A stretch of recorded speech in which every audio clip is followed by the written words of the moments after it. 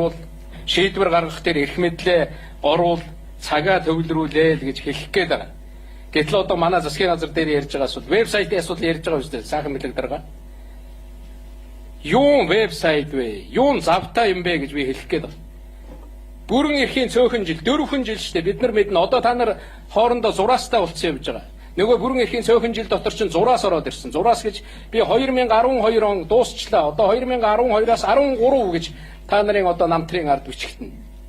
14 гэж бичигдэнэ. Зураас гүгээд ороод ирсэн. Тэгэхээр цагаа энэ гол асуудал руугаа шилжүүлээч. Тэр вебсайтынхаа холбоонд тэр асуудал хаяач. Батүл дарга юун буруу өрүүлтэй машин зашин яриад яваад байна.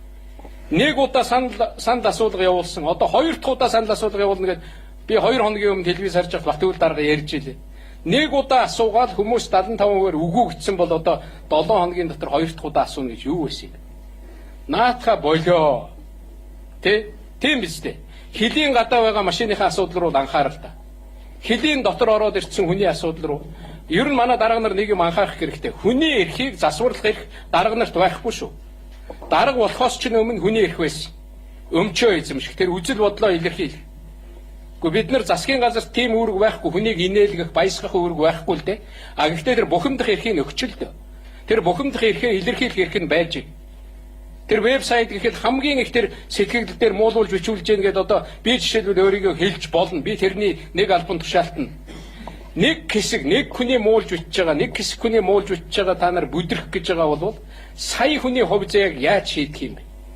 Сая хүнд тус дэм үзүүлэх гэж явж байгаа улсууд нэг хүний доромжллыг битгий л тоолдоо. Нэг хэсэг хүний доромжллыг битгий тоо.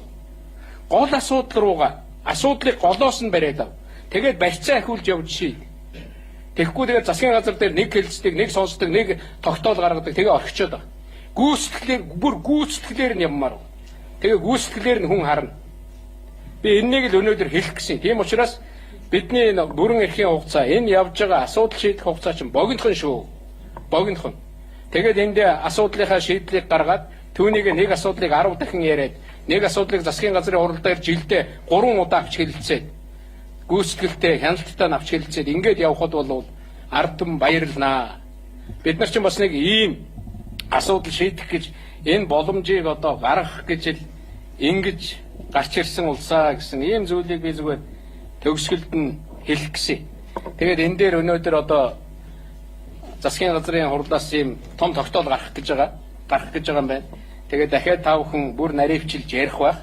Сая миний бас хэлж байгаа энэ санаа оноог оруулах байхаа гэж ингэж бодож байна. За их баярлалаа.